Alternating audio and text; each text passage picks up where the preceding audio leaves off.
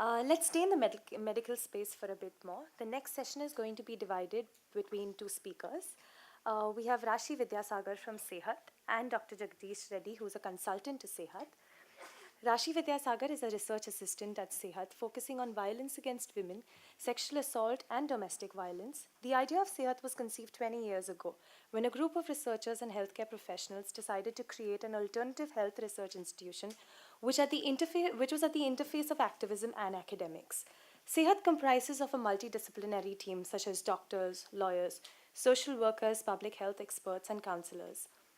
SEER, through its research, intervention, education, and advocacy, has been addressing issues of right of healthcare to all, investigating and combating violence, and caring for survivors. SEER has pioneered a comprehensive healthcare model in 3 public hospitals in Bombay, based on standards set by the World Health Organization for sexual assault survivors. Since 2008, the services have extended to over 250 women and children. Rashi's topic for the day will be medical evidence collection and case impact, protocols for complete and sensitive medical examination in CSA cases, after which Dr. Jagdish Reddy will focus on medical legal aspects of child sexual abuse. Dr. Reddy received his medical degree from Mysore University and has an MD in forensic medicine. He's a consultant to NGOs such as Sehat, Pehel, CSER of Mumbai, as well as Enfold of Bangalore. Dr. Reddy is also the member of the National Committee which formed the Uniform Guidelines for Medical Examination of Sexual Violence Victims. He has also been part of the Guideline Development Group, World Health Organization in Geneva, Switzerland 2013, which formed the policy and clinical practice guidelines for responding to violence against women. He's also the international and national promoter of the SAFE Kit, which stands for Sexual Assault Forensic Kit for Examination of Sexual Assault Victims, prepared by Sehat, and is currently working on establishing one-stop crisis centers for examination of sexual assault victims. We'll start with Rashi first, but we'll take the questions at the end of both these sessions. Welcome, Rashi. Hello, my name is Rashi and I work with Sehat, as the introduction said. So I'm going to talk about what our experiences have been as we have established the comprehensive healthcare response to sexual assault. We've been doing this work since, excuse me, since 2008, and we have analyzed the data from 2008 to 2012, where we saw 94 women. Post Nirbhaya, there was increased reporting, as all of us have seen, and the number has jumped to 250 to 300 women. We're still analyzing this data, but the trends somehow remain the same. So I'm going to talk. Okay. So Dr. Durusha actually kind of mentioned what the current practices have been, but I'm just going to go over them really fast. There's no standard protocol. We've seen this over the 2 days. We've all spoken about it, that there is no standard protocol of how to examine a patient or a survivor of sexual violence. There are gender insensitive practices and observations. The two-finger test, the elasticity of the vagina, of the anus, of habituated to sex, a 13-year-old being habituated to sex. These are the comments that medical professions are used to making. There is, in cases of boys, there's also that he wanted it. So some kind of analysis of why it happened also is provided by the medical practitioner, which they shouldn't. There is overemphasis on the presence of injuries in medical examinations. If you have ever been a part of a medical examination, you will often hear doctors say, "Madam, kuch nahi hua hai, koi injury nahi hai. There is no injury, nothing has happened. The girl didn't try to resist, the girl didn't try to resist, and hence there is no rape." There's no recognition of non-penile penetration. So unless it's a peno-vaginal intercourse with semen emission, it's not rape. So, and this is not only before POXO, but even today, there are a lot of people that say, you know what, we'll do the examination, but it's not rape because there was touching, because there was molestation. There's an absence of reasoned medical opinion and interpretation of medical findings. So if you see the 164A, which talks about the medical examination of the rape victim, it should have the examination findings and it should have an opinion. Very often you see that the opinion is missing. The doctors have not interpreted what they have found. So very often you'll find something like there are no injuries on the body, but you have not told us why. The girl is not, have you asked her? So these are the problems that we have very often found. And on the part of the FSL, there are no, even if you send samples, you don't get the report back. Hence, doctors are unable to give a final opinion. When they examine a patient, what you get is a provisional opinion based on the findings right then. Samples are sent to the FSL and you get a report back, and the doctors are supposed to give a final opinion. However, because the reports are delayed, you never get a final opinion. Now, what do I mean by when I say there's a comprehensive healthcare? In any setup, in a doctor, whether it's a public hospital or a private practice, doctors have two roles when it comes to sexual violence. One is the therapeutic role, and I have put this before because I think treatment is the most important reason why a survivor comes to the hospital setup. Everything else can wait. And the second role is that of forensic role, which is just as important. However, it is based on a lot of other factors. When I say therapeutic role, what all is covered in it? One is providing medical treatment. It doesn't mean providing treatment only for her injuries. It also means providing treatment so that there are no infections, so that there is no pregnancy, so that there is no manifestation of the violence further on her health. It also means providing psychological care.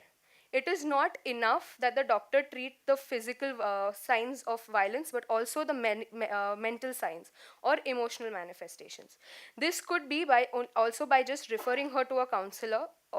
That could also work, but also some element of psychological first aid the doctors have to know, and if not the doctors, the nurses. When I talk about healthcare providers, I do not mean only the doctors, I do not mean the registered medical practitioner only.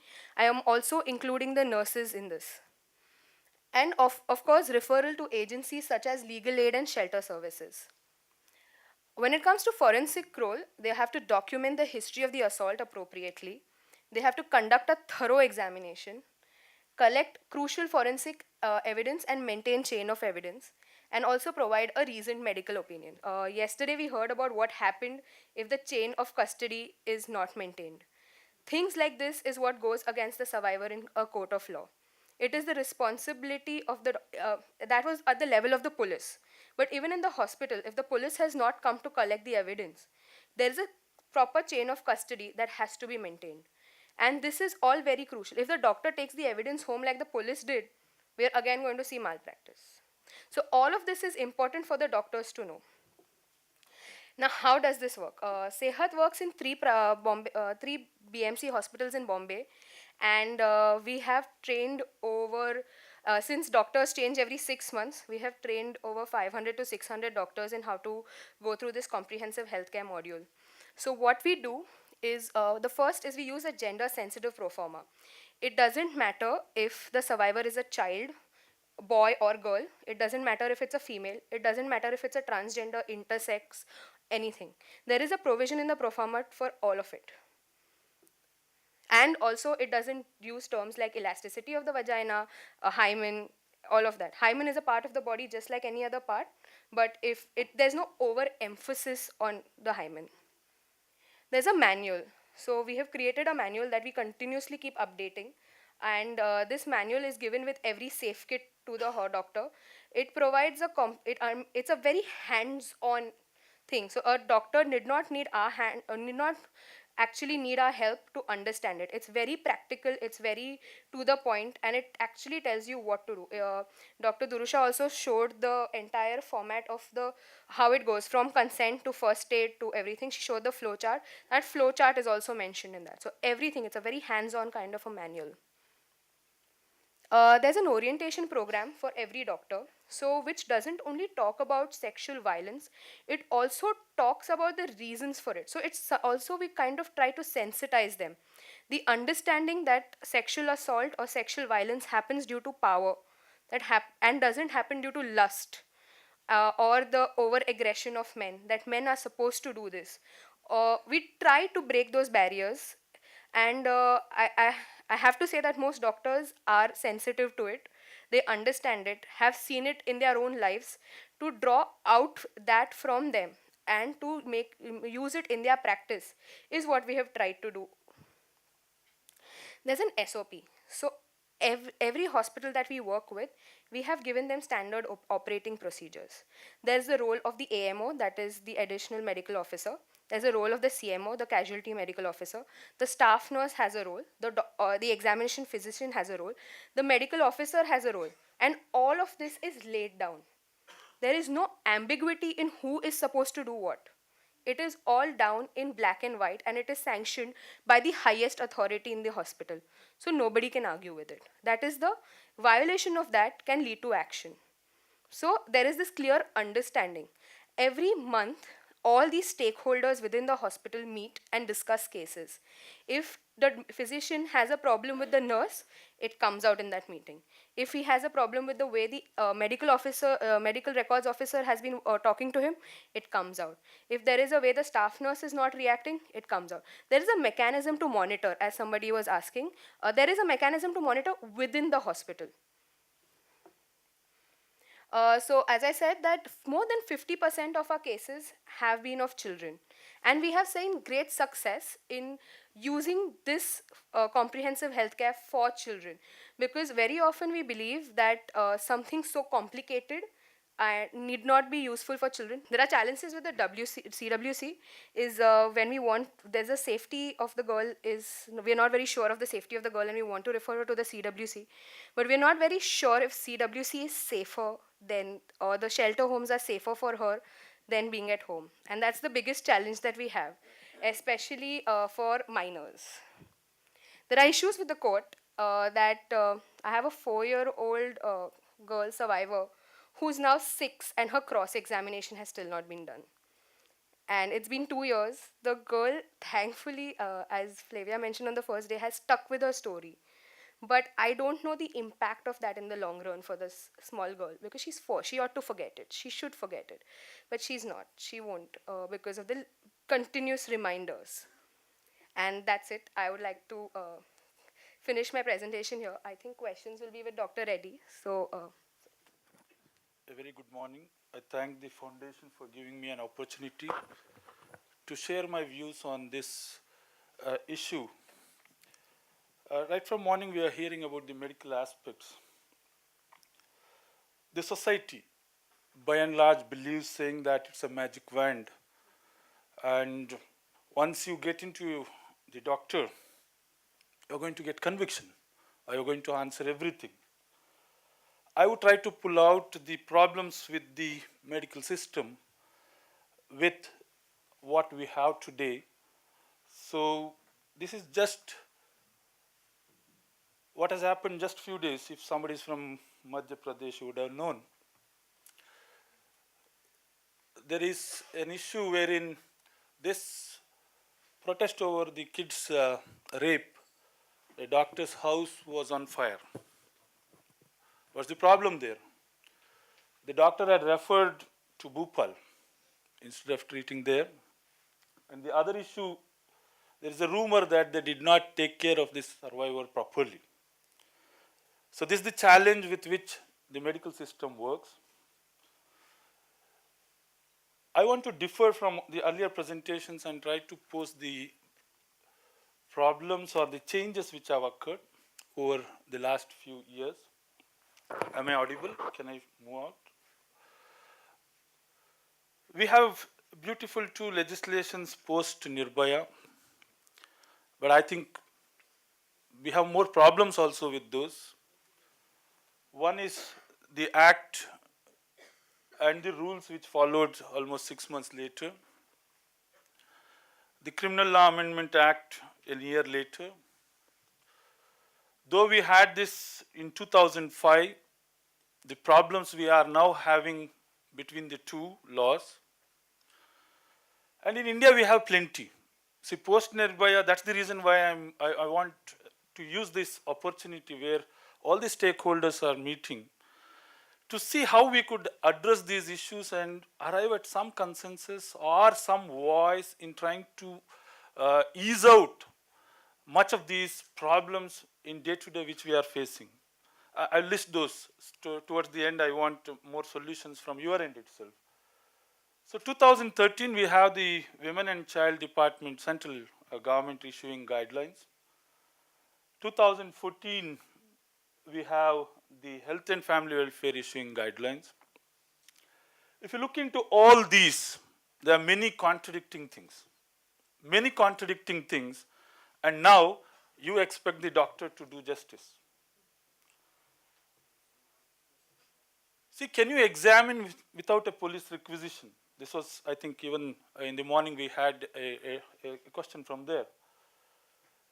See, this question was answered way back in 2000 itself by the Supreme Court, saying that this is a medical legal emergency, no longer requiring a police requisition. The person could walk into any hospital, irrespective of whichever hospital, they should deal with this case and then think of further medical legal implications.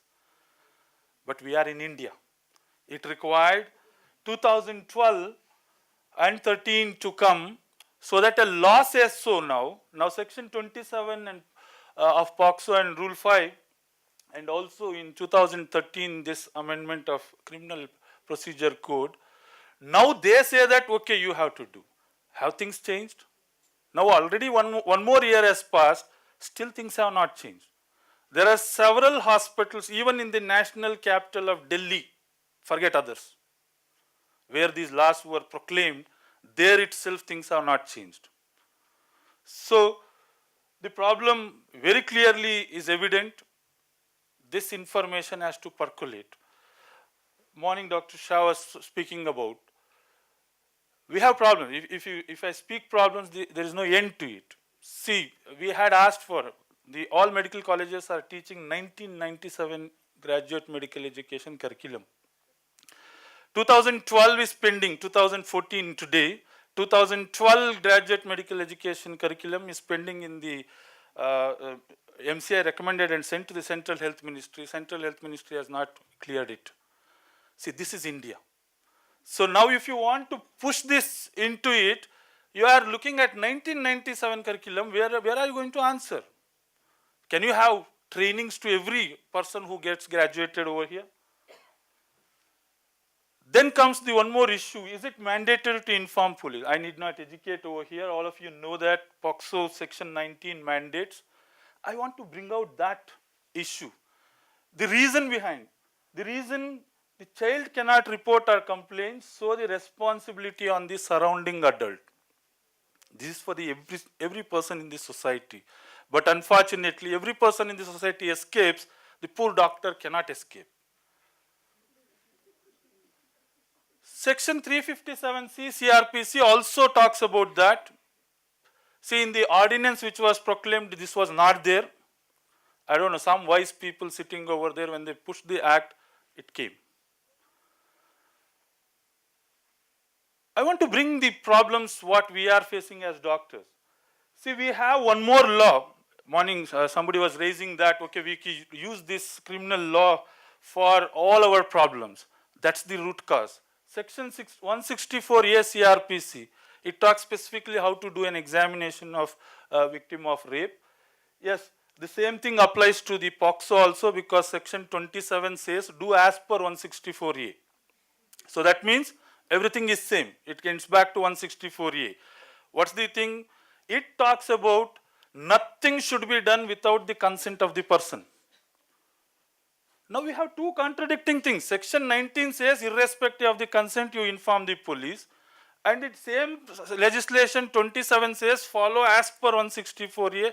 164A says follow as per consent. If you don't have consent, you can't do anything that is illegal. Adding to the problem, WCD guidelines of 2013, if you can refer it back, puts out, beautifully describes 164A. Last in a brackets they put out saying that wherever woman is there, replace with child in the context of POCSO. So that means again you are saying that consent is a must. When consent is a must, then why are you forcing a mandatory reporting on those people who are not giving consent? And as doctors, we are facing this problem because they don't want to inform the police, and to save our skins, we have to inform the police, otherwise the police would question us. The solution would be, okay, we have to take, I don't want to get into these issues, already the other speakers have spoken. The solution would be, can we document informed refusal? Suppose in my documents, I document informed refusal, this person does not want. So will that have any value?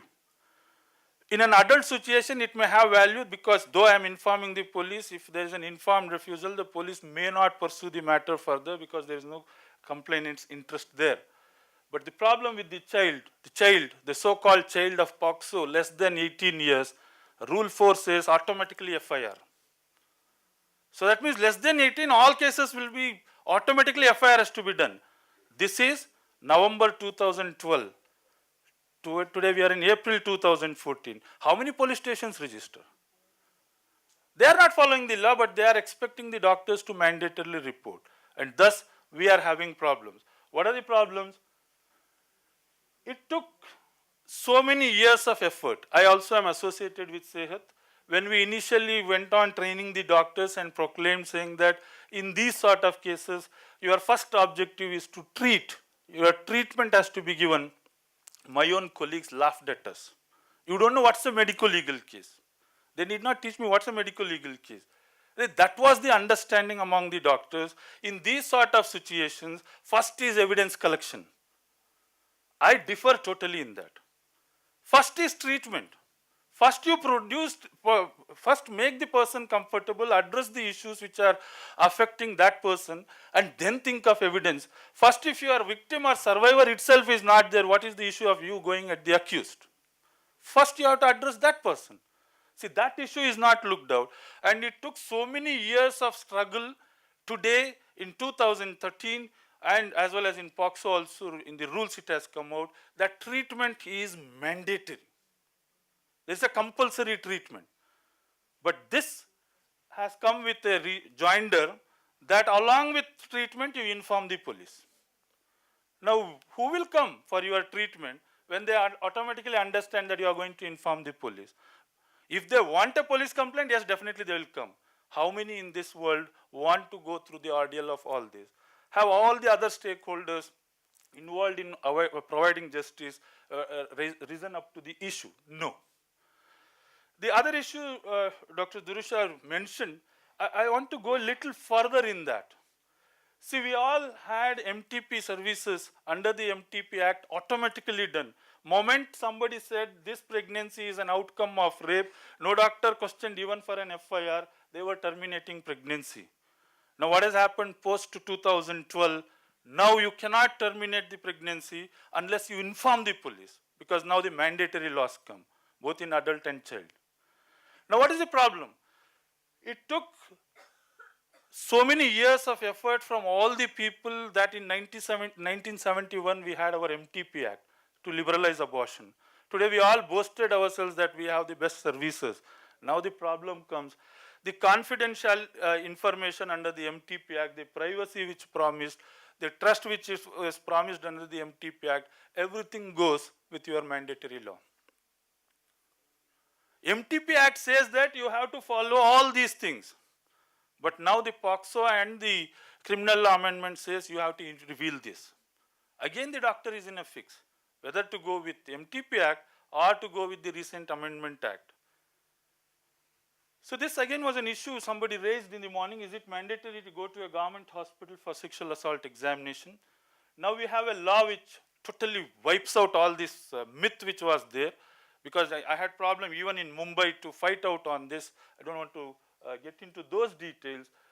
Today we have the law clearly mandating, saying that any hospital, public or private, should provide the treatment for these people.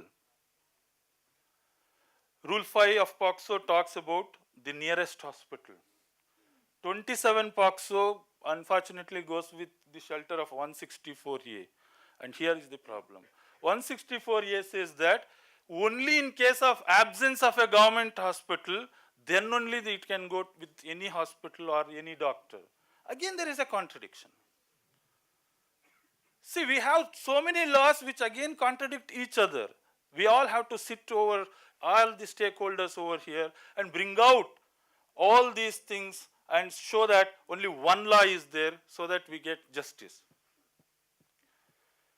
So this again was a struggle. Is it necessary for a female doctor? So again, there were some black sheep in the same medical profession where I belong. Because of them, the trust with the male doctor went out, and there was an issue when the courts liberally interpreted section 53 of the CRPC. So that mentioned when female is an accused, she should be examined by a female doctor. So the courts went, when you are giving that privilege when she is an accused, why can't you give it when she is a victim? And that was how it brought that a female doctor should examine these cases. So that had problems also. We are not looking only at Mumbai or metros or bigger first tier cities. Same thing occurs to even in a smaller village also. When there are no doctors, where can you get a female doctor there? And unfortunately, people had to wait, and because they had to wait for the doctor to examine, evidence was getting lost, treatment was getting delayed, so that's had problem. We all thought in 2005 the criminal law amendment at 164A put an end to it because it talked any registered medical practitioner. It did not look at male or female. We thought it ended only for a short while. In 2012, again this POCSO brought back the issue of female doctor.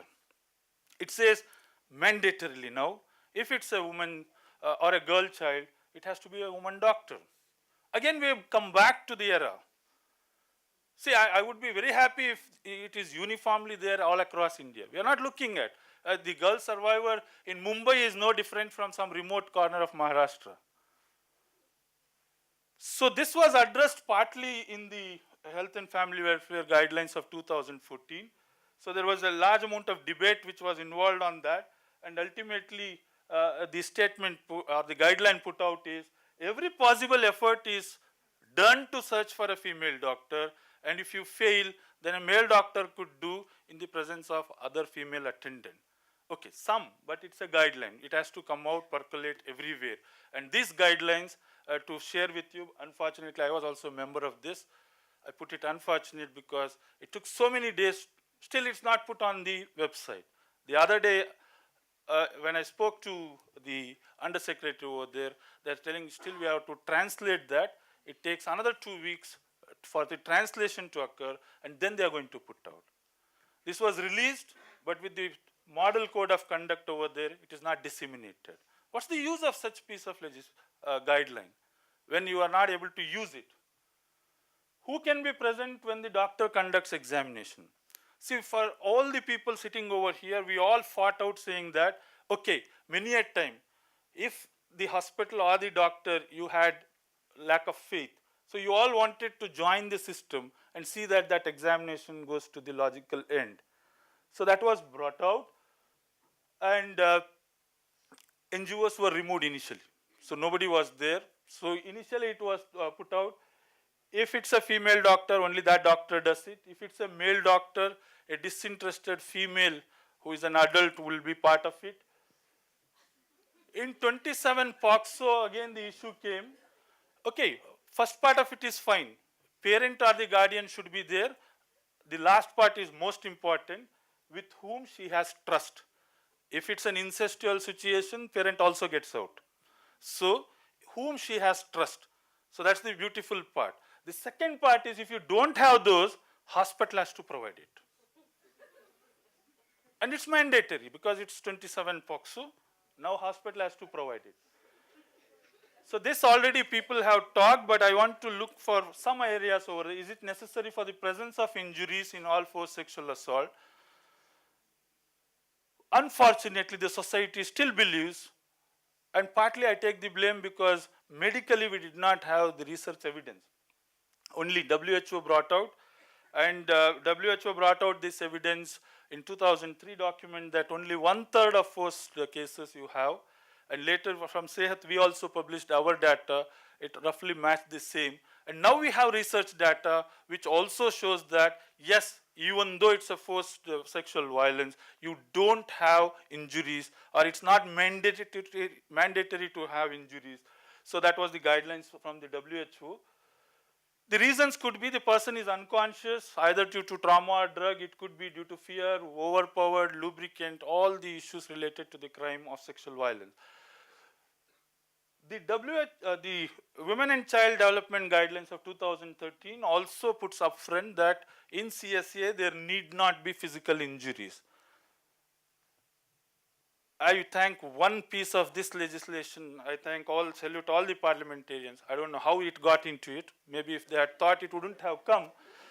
Section 375 IPC explanation 2, if you read, it says that mere absence of physical resistance should not be construed as the person has consented.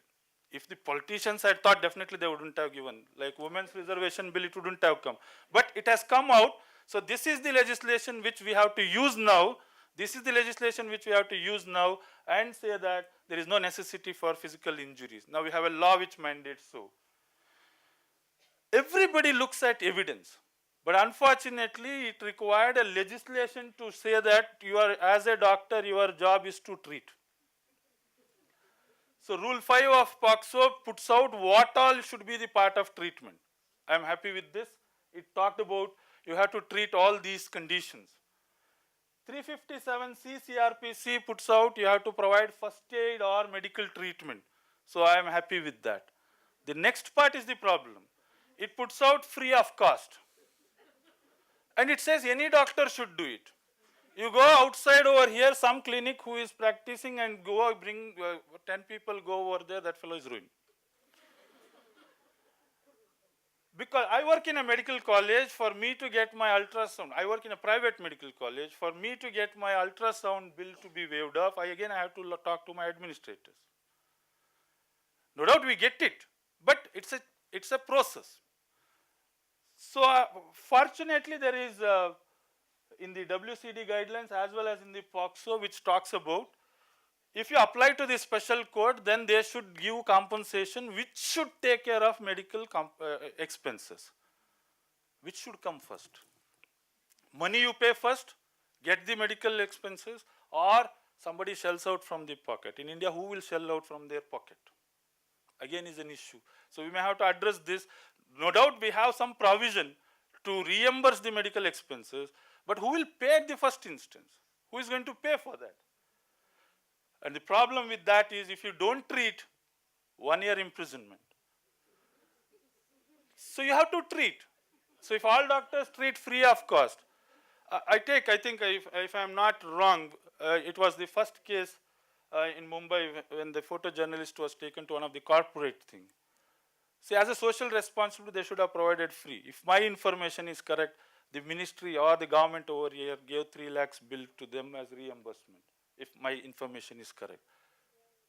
Then what's the use? You give to them who don't require, and you don't give to the ordinary doctor on the street who would be dealing with all the cases.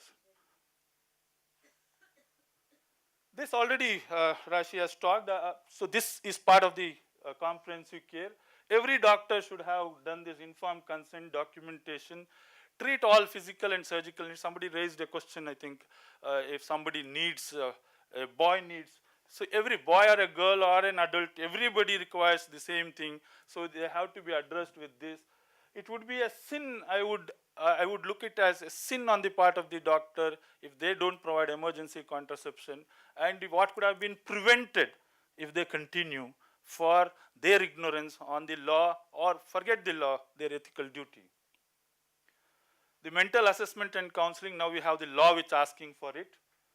STD care. So until there, the doctor's rule.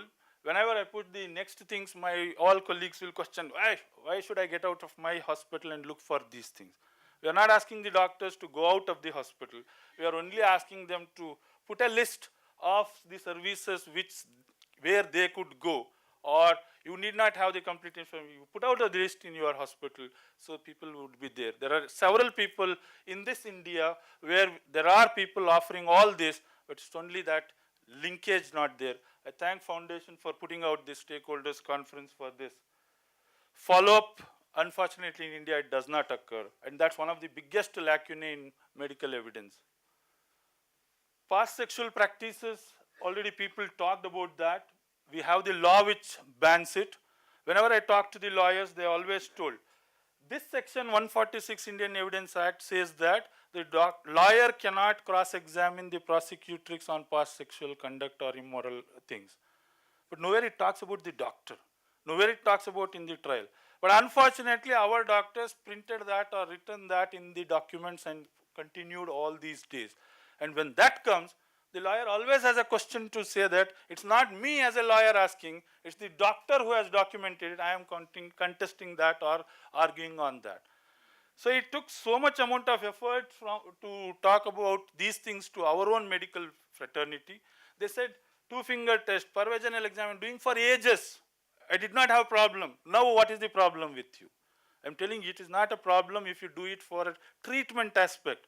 It's a problem of what it is getting interpreted.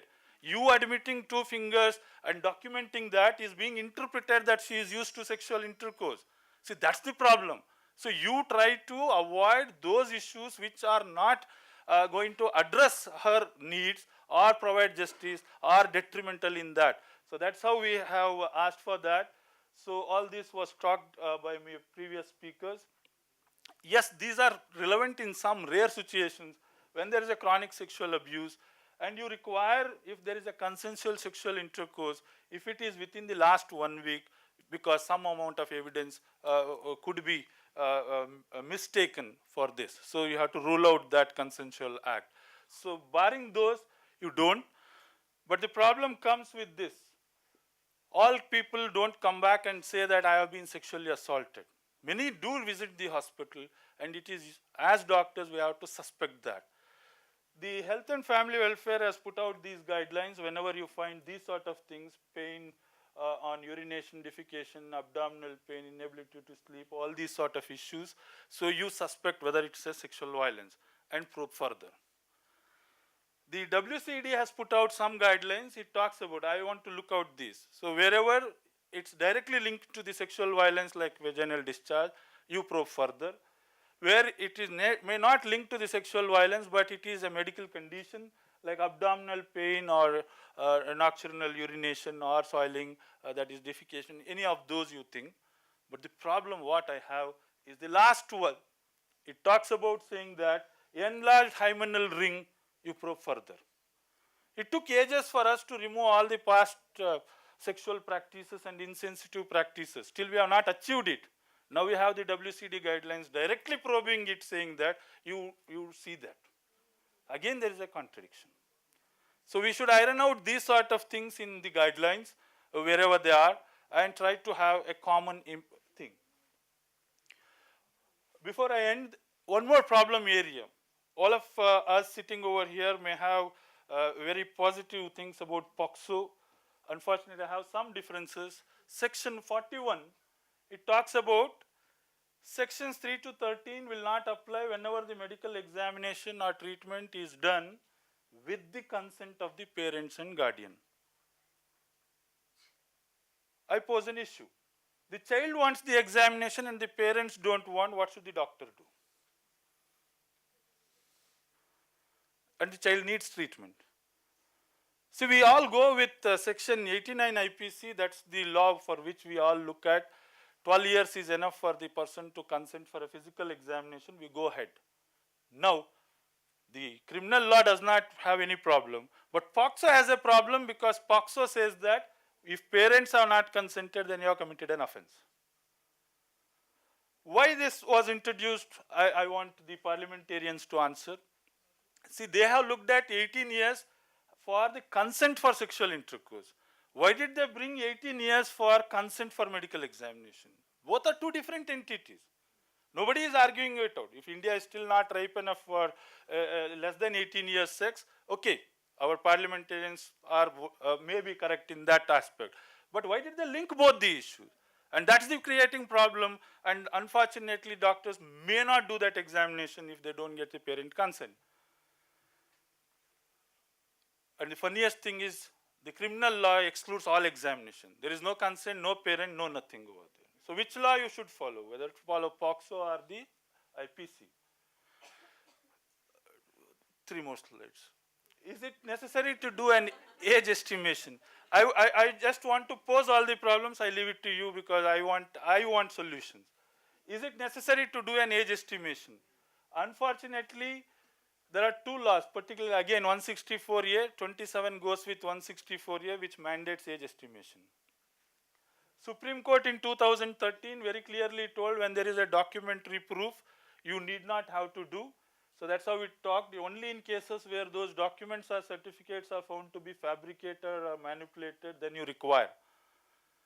And here I thank the WCD guidelines. It also endorses if the birth certificate and other documents are there, then there is no need for you to go for this. So this is one first official confirmation from the legal documents other than the court, which says that medically you don't. Then you may argue why you are not asking. See, medically there is a limitation. You can't give out like Sherlock Holmes that this fellow is 1 year, 2 year, half a year. You cannot give like that. You can give it in a range. And if you give it in a range saying that it is between 16 to 18 or 17 to 19, it revolves around so many things. So this, my earlier two speakers did not, so I thought I should raise this issue. Is it relevant to document when was the examination done? This is a simple piece of information, unfortunately lacking in most of the medical opinions. When was the examination done? See, just because medical opinion is negative, it doesn't mean that the incident or the crime did not occur. It is only that your medical examination did not pick it up. Why it cannot pick it up? It depends when. If there is a delay in examination, you don't pick anything. If there is already this post-assault activities, washing, bathing, you can't stop here. You may have to use the restroom. When a person has undergone trauma, definitely she is going to use the restroom more. With each passage of urine and defecation, evidence is lost. So these have to be documented upfront. So this, my earlier speakers have talked. I want to point out this one issue. Medical opinion, this is the reason why I told, is not a Sherlock Holmes or not like a magic wand. People today have to understand that with the expanded definition of the sexual violence, whether it's rape or sexual assault, today there is limitation of the medical evidence. Today, it could still be a case of rape or sexual assault even though medical evidence is negative. That is because you have your fingering, you may not have any evidence over there.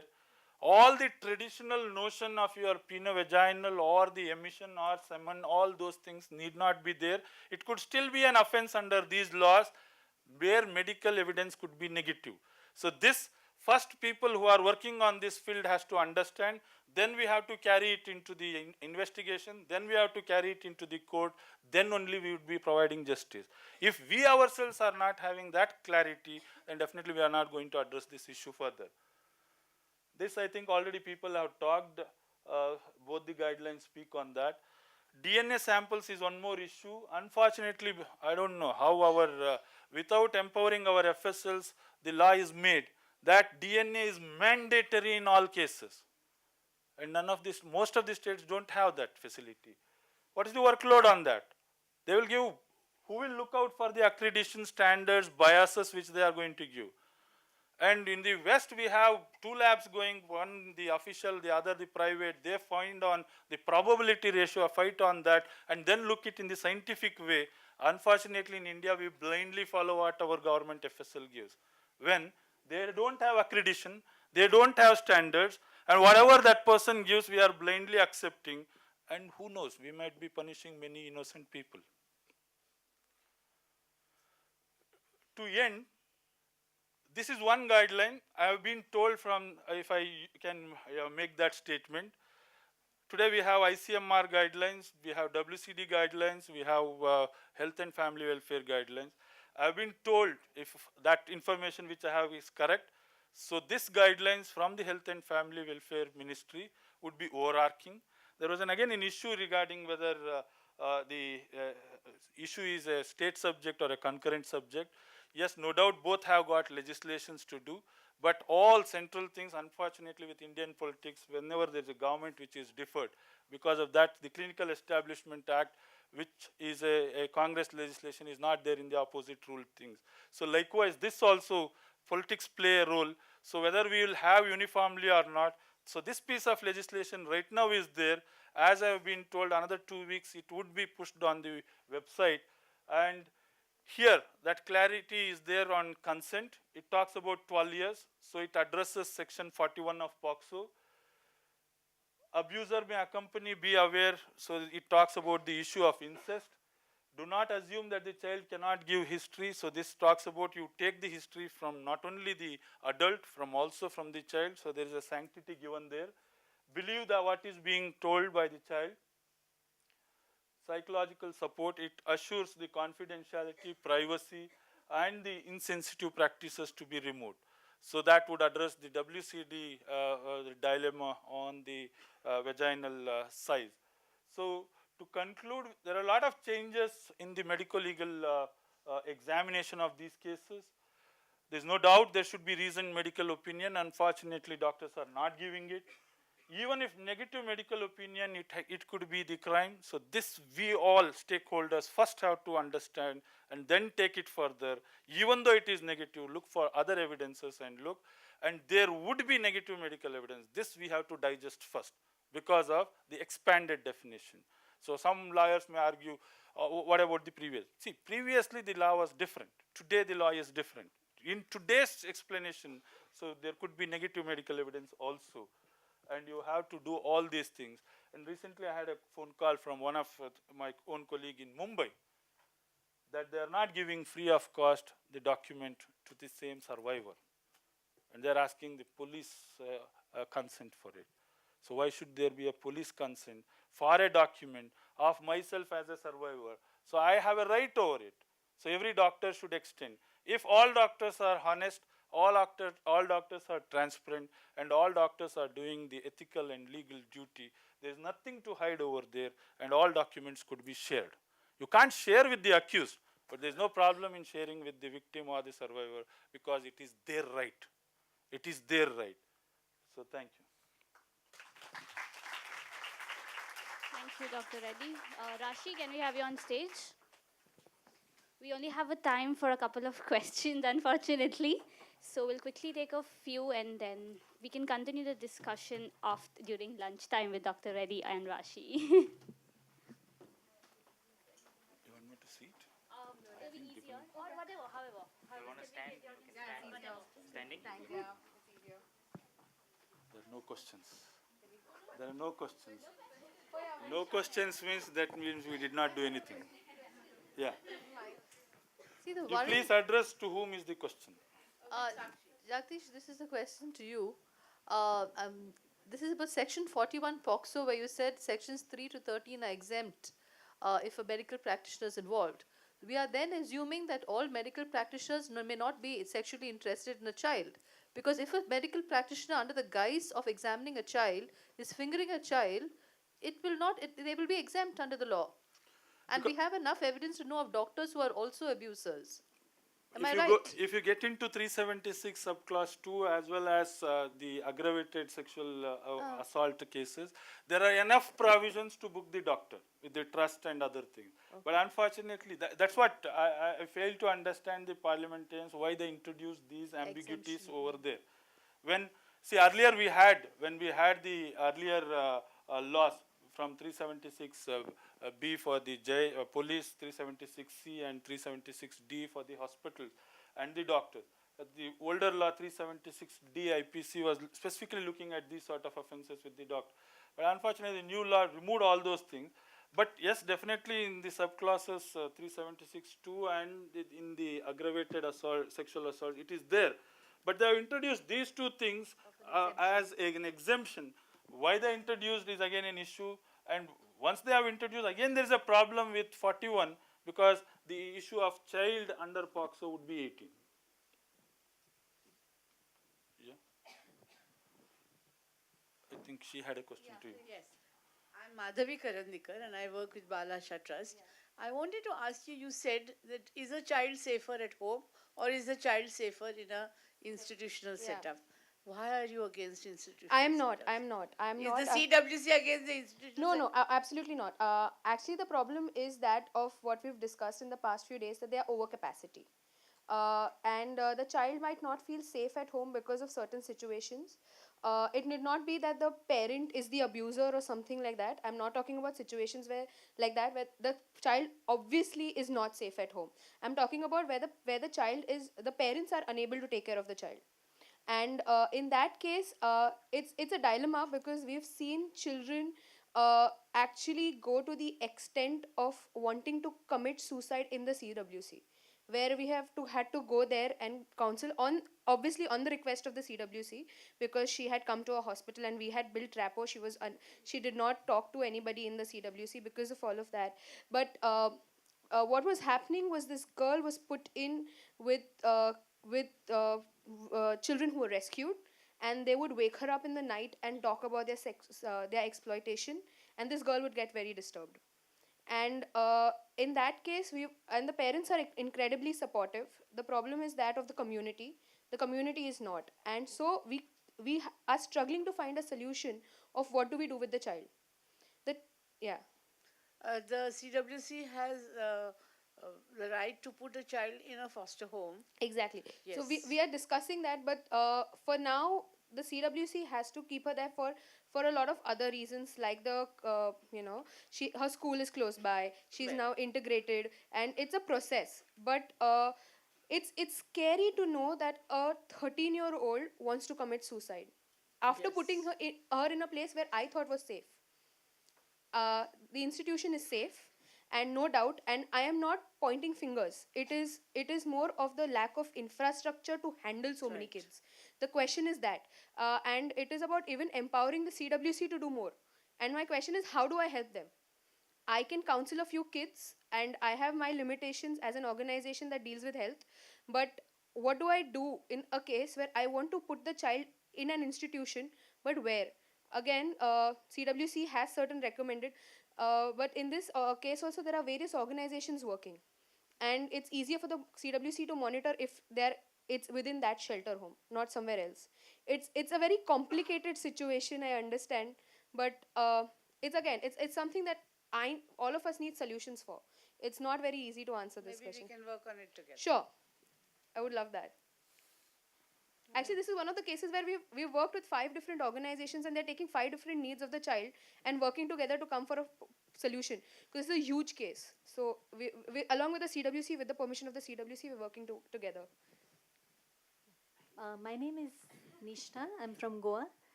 I have 2 questions for Dr. Jagdish. One is that earlier we had asked doctors in Goa why only the male forensic medical examiners were examining rape victims. And their question was that gynecologists don't want to take the stand. And because of that, the case can go bad. So I want to know whether you feel that there is any truth in that, and whether you feel there is a need for legal training, any kind of training for gynecologists or any doctors who do the examination on how to present evidence in the witness box. And the second question is that have you come across cases which initially present themselves as like the child says that she has been molested, but then when the police send her for medical examination, as often happens, and a further test is done, it is found that there is evidence of forced intercourse. Have you come across cases like this? Is this a common thing? Because often our feeling is that if the child is only saying molestation, why send her through the ordeal of that medical examination? But then it has happened that in certain cases this has happened. So what is your take on that? Okay, answering the first question, yes, I was also partly involved and I was closely monitoring Goa Medical College over there. When we were all looking out for a female doctor to do it, Goa was the only state where they had initially thought of a female, then brought it back to a male forensic doctor doing it. You have one medical college, and that was how it was easily solved out that the gynecology is not doing. And at that time, police were the people who were bringing the cases, and police were happy. And the issue now, issue of police is not there. It is voluntary reporting. Any person can go. Any doctor they can go. Now the situation comes, all doctors over here should be ready to do this examination. The next question comes, are doctors ready to do it? Then comes again the issue of training. Yes, we have to work out on that and bring every doctor should be. I still feel I being a male doctor, that every doctor, irrespective of male and a female, should be sensitive to the issue and should be ready, but the choice should be given to the survivor to decide whether they want anyone. It's not that all male doctors are bad and all female doctors are good. I don't want to use this platform. There are problems with the female doctors also. So every doctor should be sensitive on this issue, and the issue of whom they choose. Like, see, if somebody wants a second opinion against my diagnosis, every doctor should be ready for that. The same issue comes, somebody wants an examination from you or from some other person. So that should not mean that I am incapable. See, every doctor should be capable. So this should be addressed. And India, we have a unique problem with the doctor availability still in the rural sector. We don't have. If you get into the Maharashtra issue itself, they don't want the PHCs itself in the model guidelines over there. The argument put forward is there may not be a doctor. And they have put forward 40 kilometers is an issue, so we can provide them in transport. Supreme Court says it's a medical legal emergency. The nearest doctor should do it, but unfortunately that's the government stand which is there. Now again the issue came whether the conflict, if it is there between the central and the state guidelines. But unfortunately, unless these guidelines are published and sent out, still the issue remains. There are some problems with the state guidelines. The issue which you raised, the other one, see, it's a very tricky thing. In earlier years, the doctors were paternalistic in their approach. Irrespective of whatever the person was brought, they were doing every examination. See, rarely you may come across what the issue which you told, but you are violative. See, when you have not got a consent or a mandate to do an examination, I would say that you cannot do the examination. There could be a remote possibility of some rare situation where you can get, but you are violating the rights or trust in the remaining 99.9% of the cases. So I would feel that I should address the larger issue of 99.9% and see that for whatever I get consent, you do it. There is no harm in you discussing. No doubt you are telling molestation. Is there any sort of these sort of interferences with your body? You could discuss. But doing an examination, see, eliciting history, you elicit completely. You probe further in those sort of situations where you have suspicion. But doing a mandatory, if they are clearly telling it's a oral penetration, you mandatorily taking a vaginal swab, mandatorily taking an anal swab and sending it across, I would feel it is violation of the trust as well as it's not ethical.